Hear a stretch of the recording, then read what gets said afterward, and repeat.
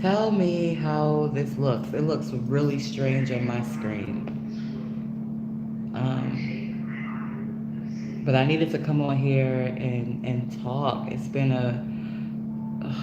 a weekend. And we're in full moon energy. Hey, what about that? This looks so weird. Am I sideways here? It's like, okay, did it get together? Are we together now? Welcome to the SupaTea Podcast Show. I didn't even know that I could do this with this device. I found this out Thursday. I had a guest. Every Thursday, I'm going to be having guests. But Thursday, I had a guest.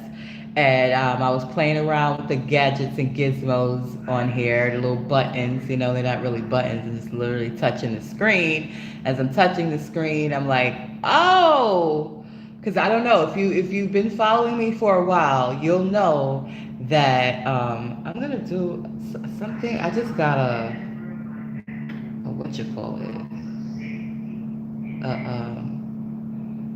Give me a second.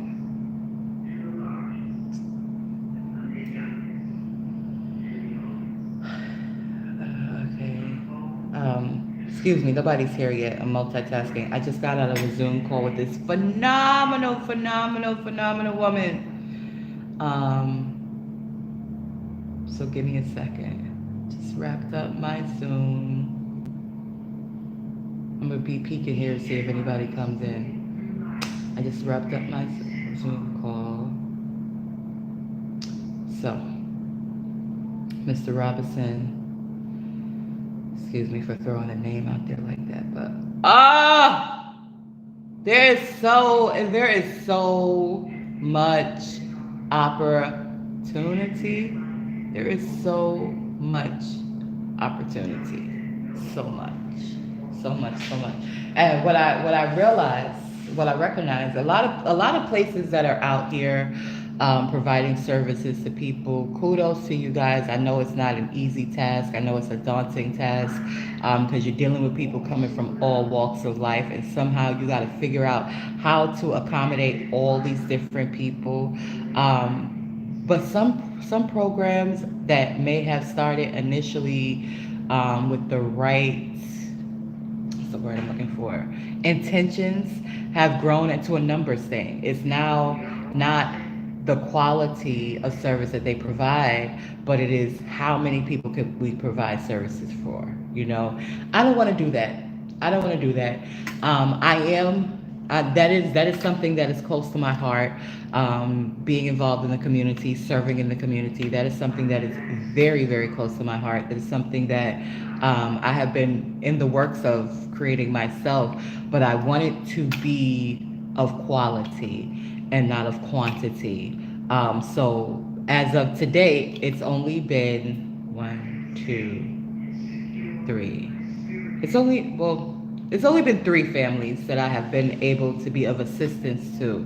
But I believe that the quality of the assistance has been very valuable versus how many people I'm going to assist. Yes, ultimately it is up to the individuals to gain the self-sufficiency, obtain the self-sufficiency that they want. But here's the reality, people are working. People are not having challenges because they're not working. Now there's other people who have not been able to secure gainful employment. But I had a guy tell me something just now that was like totally false. Oh, we help them get permanent employment. So what the fridge is permanent employment in an at-will state? There's no such thing. There's no such thing as permanency when you are working period. That's just a misnomer.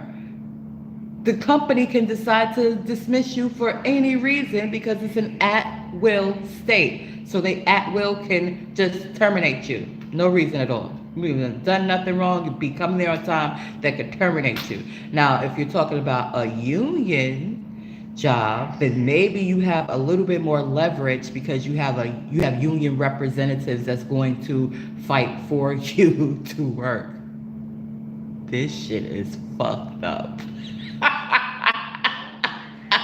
It's just all discombobulated all the way. It's like, yeah, do we have these housing vouchers that will pay for your rent for a year?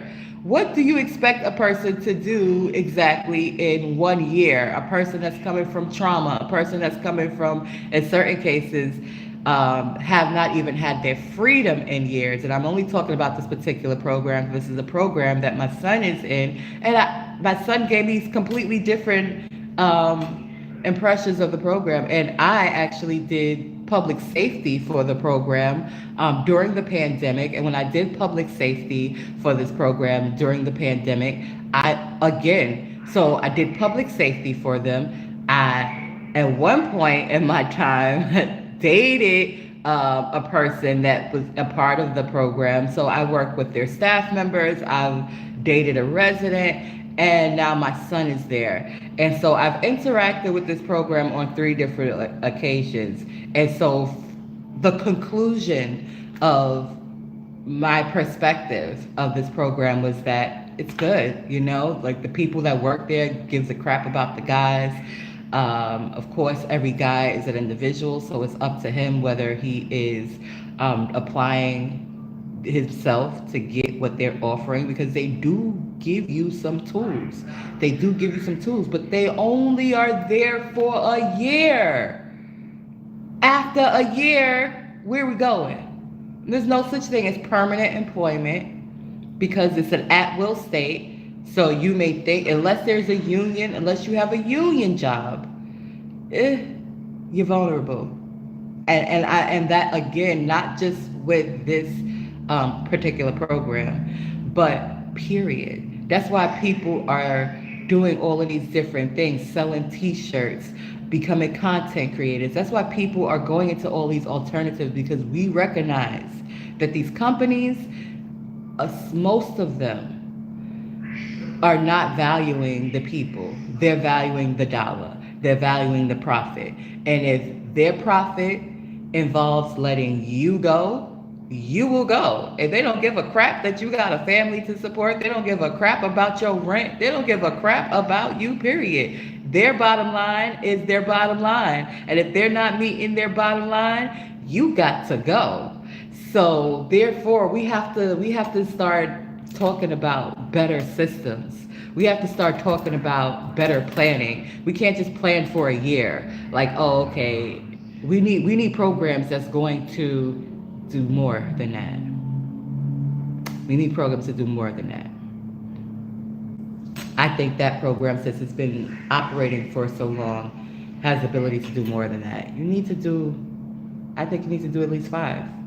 I think you need to do 5. How can somebody, and they're catering to so many demographics. They're catering to men, and particularly, but the type of demographic of man that they're dealing with guys who's coming from substance abuse. They're dealing with guys that's coming out of jail. They're dealing with guys who's been living on the street. You're dealing with a lot of different factors that need different type of approaches. You can't approach somebody that's been incarcerated for 10 years the same way that you approach somebody who has substance abuse issues for 10 years. Their mindsets are different. You have to approach people holistically, number one. And which means you just can't deal with the financial part. You have to deal with the nutrition. You have to deal with the mental. Those are things that you should be doing your best to provide in-house. I could go on and on. I just needed to come on here and vent a little bit. Give me a second. I didn't even send this text message out.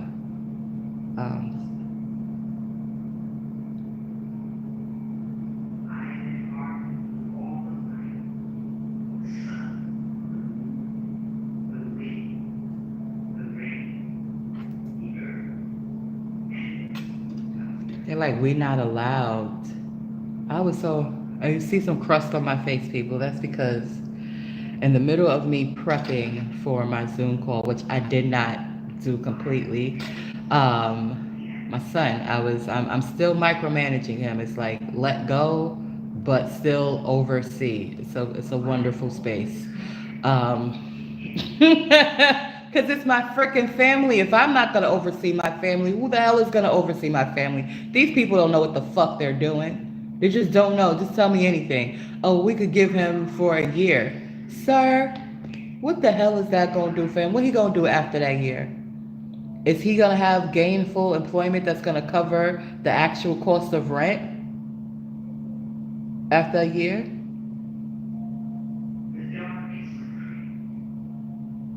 And then don't get me started. Don't get me started because even over here, they tried it. They tried it. They tried it. They tried it. Listen, I know what you gave me. Don't act like you didn't give me what you gave me. They gonna send me some piece of paper talking about, well, you know you don't have this, you have this instead. Oh no, the hell I don't. I bet you I do have this. I bet you that I have no problem going to HUD with what I have, which is this. I still got the original, baby. Don't bullshit me. Don't try to tell me this is not what it is. I'm not gonna put all my business out there, but let's just say that I am receiving some assistance. And a year is not enough time to recover your finances. It is not. When you've been economically, what do they call? They have levels. And poverty. You've been impoverished for years. 1 year, 2 years, 5 years is not, 5 years is okay. But still, we're not just talking about finances. We're talking about the stress that comes with that impoverished way of living, the things that you are subjected to. Like,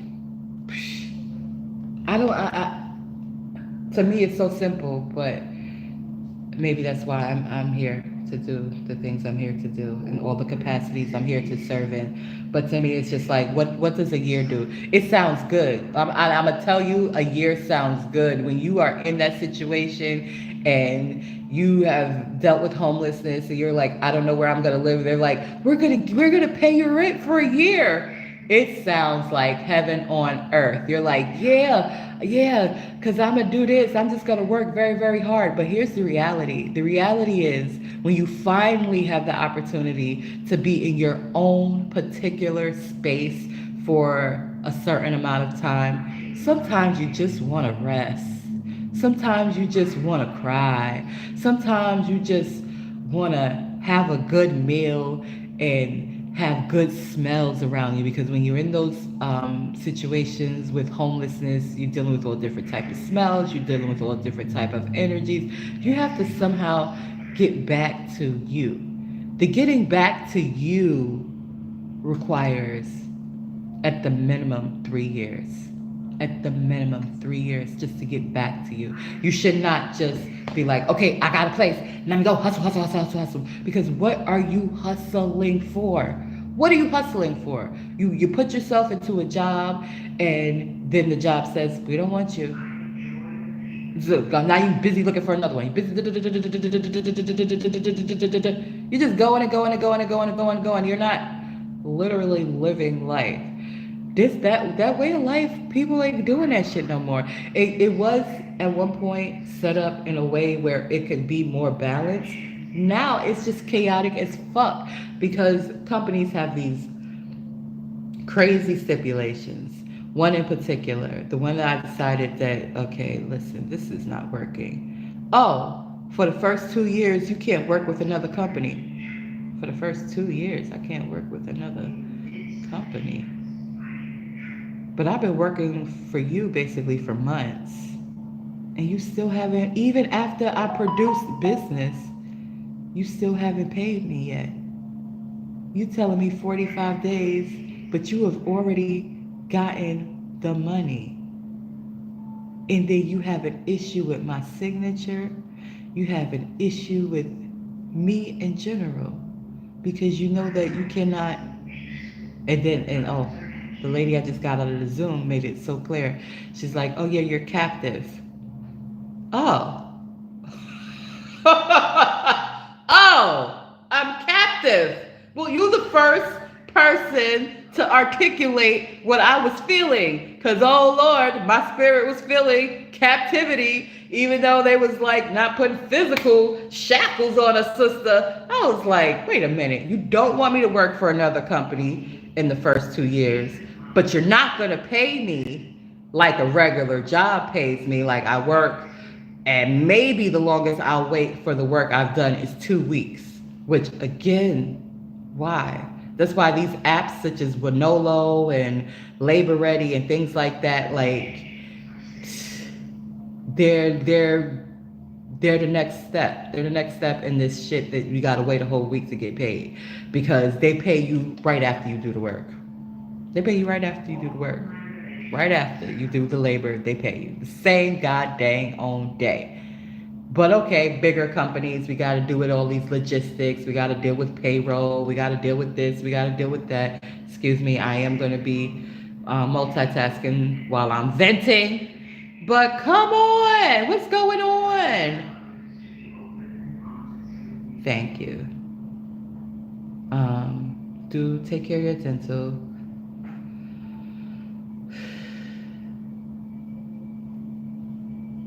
Take care of your dental. And I'm going to pray.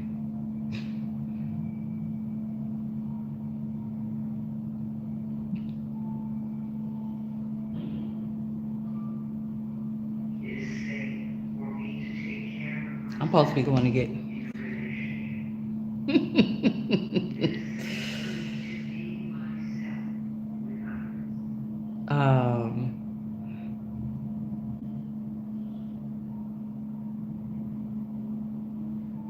let me call him real quick. I'm sorry. I just need to know what's going on. Because I don't know what's going on. He told me they was pulling out his teeth in September. Why are you going back to the dentist today? Excuse me. Yeah, so I need some clarity. You said that they're pulling out your teeth in September. Today they're just doing a filling. They're pulling out my teeth in September. So they're just doing a filling today? Yeah, most likely. All right, so after you do that, you have the letter? Yes, I do. Okay, so after you do that, we could meet by the Hain building and then go to take care of the other stuff that needs to be taken care of. All right. All right, love you. I love you more. All right, see you soon. Travel safe. You too. All right. All right, that's better. I needed clarity. I was like, what are they doing? I guess they couldn't fill all the fillings when he went. This is what they're doing. They get money because every day you come, it's money, money, money, money, money, money, money, money, money. Listen, I get it. I get that's the way that you guys have structured things, but I'm doing it differently. I like shiny things too. I do. I'm not going to compromise certain things for those things. And good sense is definitely one of the things I'm not compromising, okay? Good sense is not going to be compromised. But yeah, it takes time. It takes time. So that's a flawed, what you call it? It's a good effort, but it's flawed, you know? So yeah, back to that company, that's like, oh, you can't do this, that, the other. And then the other company, you can't do this, that, the other. And as the lady said it, she has almost 30 years of experience in this industry. So this is how I know I'm in the right space and place in light of everything that has happened with these different interactions, because people keep coming to me, and not just anybody. I keep serendipitously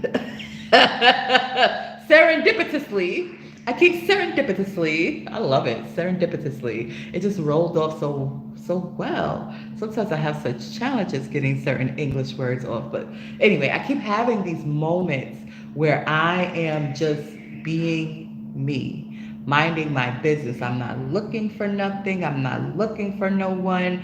I'm applying myself. I'm working, if that's what it's called, because I feel like work should come with compensation, and I haven't been compensated yet, but I have been doing stuff, okay?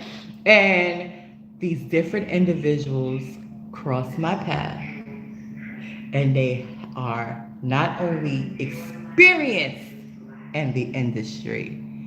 They are successful in the industry. I met a man in a Starbucks that's now a part of my network, okay, that came through the same company that I was attempting to go through.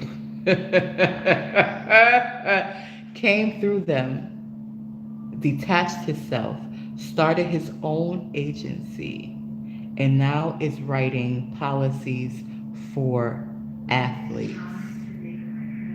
Not only athletes, he's writing policies for athletic teams. Teams. Teams.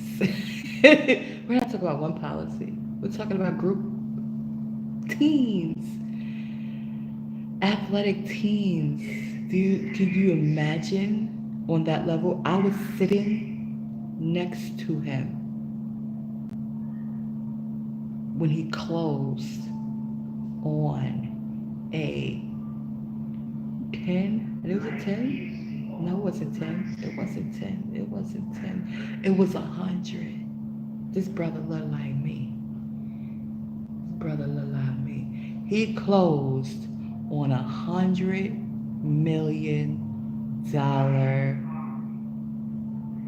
policy for an athletic team. 100 million. Now I don't know what the standard commission is, but I believe what I've heard is 55% is kind of industry standard. Now, the lady that I got off the Zoom call with expressed to me that that commission rate can fluctuate depending on the company that you're affiliated with. But I do believe that if it's your own company, that that's the standard. That's the bottom. That's the floor. Would you like to do the math of what 55% of $100 million is?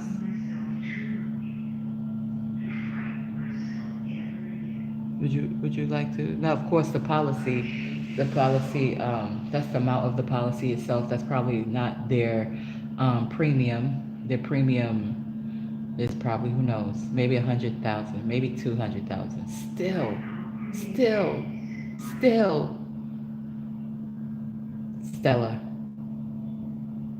Stella, you do a couple of those a year,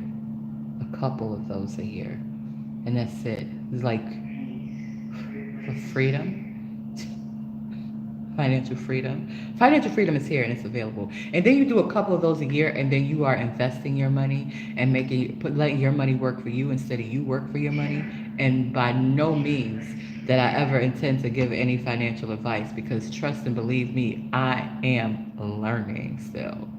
I am studying still. I am still developing and building the relationships with the people who are influential in my growth and in my success.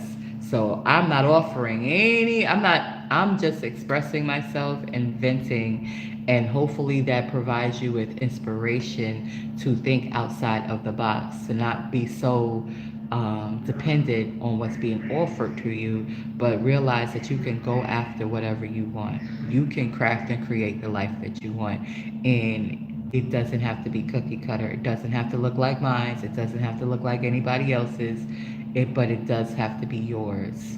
And you can do it. You can do it. You can do it. You can do it. And I'm here to do it and share me doing it with you. The podcast show is all about living freely. We about freedom. What does that require?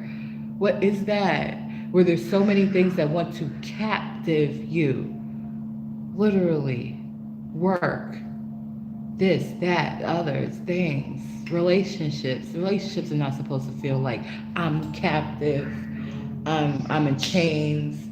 I'm bound. It shouldn't feel like that. It should feel like, hey, we're doing this thing. We're doing this thing together. Oh, nice. Oh, nice. Oh, nice. I like it. I like doing this thing with you. Co-life. I like it. I like it. Oh, you gotta give me some. I would like some hugs. Oh, you got some hugs for me? I like some cuddles. Oh, you got some cuddles for me?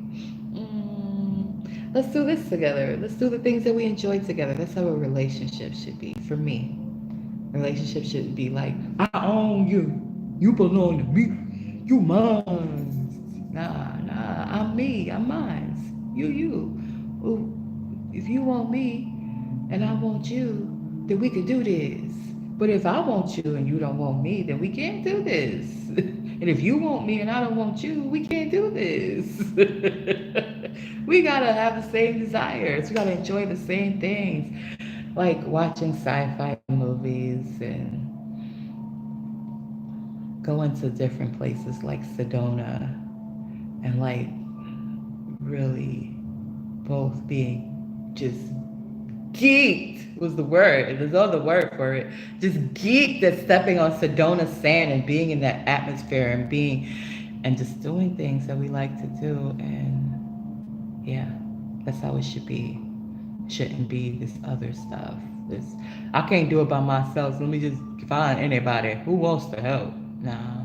Mm-mm. Mm-mm. Who feels good? Who feels good? You know. So anyway, with all of that said, all of that venting for today, um, I gotta manage this business, and it's gonna be a heck of a week, but it's gonna be a good week. I had such an epiphanic. I don't know if these words are accurate, but they feel great coming out of my mouth, so we're gonna say they're accurate.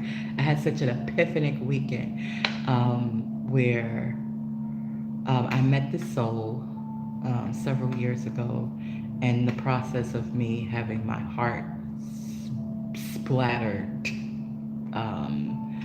and not literally, but just figuratively, just you know, and I could have became this very hard, tough, closed individual, but instead I blossomed into this amazing woman that I am today, and I'm still becoming more and more of me. And I want to tell this person thank you, and I'm gonna tell them thank you after I finish this right here. But I want to tell them thank you because even though they didn't do it on purpose, and that's another thing. Like sometimes you don't realize you're the plug. I realized this weekend that I am the plug, and I want to elaborate on that because, of course, in the hood, it's the definition for that. In the hood, it's the person that you get the goods from, But in life, like I'm literally like the plug in life because I have been inspiring people without even having the intention to, just doing my best, being my best. And some people didn't tell me about it. Some people will never tell me about it, okay? And I'm okay with that. But some people didn't tell me about it until like decades later. Like, you are the reason why I do what I do. Because I seen you do it. And I was like, if she could do it, I could do it.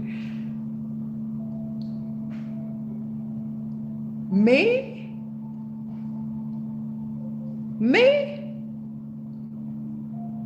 The little baby that got abandoned? The little girl that went through foster care and abuse? The girl whose daddy didn't even want to love her? Me? The little girl who made a bad choice and married the wrong person the first time? Me? I'm inspiring you? I wasn't even trying. I didn't even know. And I had the opportunity to do a lot of self-reflection. I always do it. It's one of my favorite things to do. But I had to go real deep. Ooh, I had to go deep. I had to go deep. I had to go deep, deep, deep, deep. But in me going deep, I was like, ooh. So let's go back to this individual who was instrumental, just being, not efforting, no effort, no effort. I mean, I'm not saying they never put any effort, but yeah, no effort, no consistent, active effort on this person's part. Just being somehow in their orbit, which is pretty big. Being in their orbit allowed me to blossom And, I thought when I came into their orbit, like, we were like for each other. And then as time passed, and it was just like, I don't know why I feel this way. And I have concluded it to be a soulful thing, a soulful connection. This is a soulful connection. It's not a new thing, even though this life is a new thing, but our souls is not new things. Our souls are not strangers to each other. And when I needed that, and I still do, but when I really needed it the most, it was there and it came out of nowhere. And I don't even know if they're on this level of consciousness to be aware of the things that I am aware of. But it was just amazing to witness the synchronicities and not allow my mind to take me into la la land, but just recognize it for what it is. It's a connection. That's all it is. And the purpose of this connection, what has happened because of the connection, have we both grown as individuals? Yep. And guess what? We didn't have to become intimate. We didn't have to lay down with each other. We didn't have to do any of that stuff. It's just happened. And it's continuously happening. So I'm going to say thank you to them because my mind thought at first that it was a romantic thing. And I was just like, and I was just like, well, what's the problem? What's going on? And I know for me, a lot of the problems with my insecurities and everything, but cool, like I'm aware of them now. So now when I actually have a conversation with somebody who could actually potentially be what I do desire to have, I can articulate this to them and not my insecurities won't get in the way because I'm aware of them. I can speak on them, and I am working on them. And it's a wonderful place and space to be. And I want to say thank you to them. And I'm about to get off of this so that I can send them with my so I can send them a voice note. Look at me, guys. If this ain't authentic, I don't know what the hell is. I literally got soap dried on my face. That's not skin. It looked like it's skin, right? Because it's black soap, but it's really soap. Black soap is supposed to be good. So we're gonna like all of these impurities and stuff like that is just all being exfoliated, and it's taking time. And I'm growing, and it's not just happening on the surface with my physical body. It's happening spiritually. It's happening energetically. It's happening in my life, and I feel like it's happening in the life of many others too. So I encourage you to prioritize yourself. I encourage you to love on yourself. I encourage you to self-reflect. Take time for yourself to sit with yourself and analyze how you show up in life and how life has showed up for you. And I want to remind you that you absolutely can have freedom and you can live fearless. I do it daily. I'll be back. I don't know when, but definitely Thursday with a guest. Thank you for tuning into the SupaTea Podcast Show.